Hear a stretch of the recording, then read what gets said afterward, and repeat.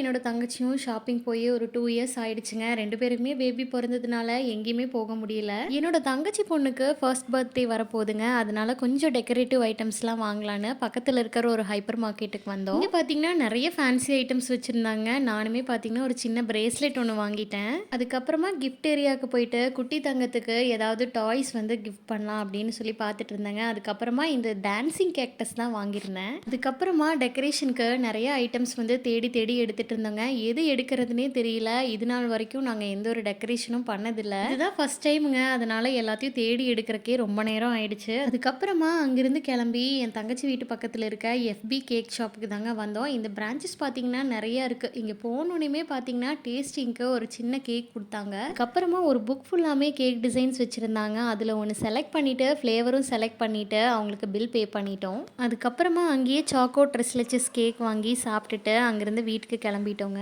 இந்த வீடியோ பிடிச்சிருந்தா லைக் பண்ணிடுங்க. மறக்காம என்னோட பேஜை ஃபாலோ பண்ணிடுங்க. நன்றி.